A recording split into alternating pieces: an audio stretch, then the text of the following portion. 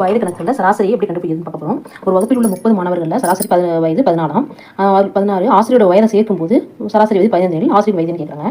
பாருங்கள், ஃபஸ்ட்டு 30 மாணவர்களோட சராசரி வயது உள்ளது 14. ஒரு ஆசிரியரின் வயதை சேர்க்கும் போதுனா 1, அப்போ 31 போட்டுக்கணும். அப்போ இங்கே 15 சராசரி வயது 15. இப்போ என்ன பண்ணணும், இங்கேயும் டிஃப்ரென்ஸ் பார்க்கணும், இங்கேயும் டிஃப்ரென்ஸ் பார்க்கணும். டிஃப்ரென்ஸ் பார்த்தா ரெண்டுக்குமே 1 தான் வருது. அப்போ என்ன பண்ணணும், கிராஸாக உள்ள ரெண்டையும் கூட்டிக்கணும். ரெண்டையும் கூட்டினோம்னா இங்கே 45 வரும், இங்கேயும் 45 வரும். இந்த மாதிரி 45 வந்துச்சுன்னா ரெண்டுமே சேமாக வந்துச்சுன்னா ஆன்சர் வந்து என்னன்னா 45. அடுத்து கிரிக்கெட் வீரர் தோனி முதல் 30 ஆட்டங்களின் சராசரி ஓட்டம் 72 என கணக்கிடப்பட்டிருந்தது. 31வது ஆட்டம் நடைபெற்ற பின்பு அவருடைய சராசரி ஓட்டம் 73 இருந்தது. 31வது ஆட்டத்தை அவர் எடுத்த ஓட்டம் எத்தனை அப்படின்னு கேட்குறாங்க. அதே மாதிரி தான் டேரெக்டாகவே கொடுத்தாங்க. 30 ஆட்டங்களோட சராசரி ஓட்டம் 72, 31வது ஆட்டத்தில் 73 உயர்ந்திருக்கு.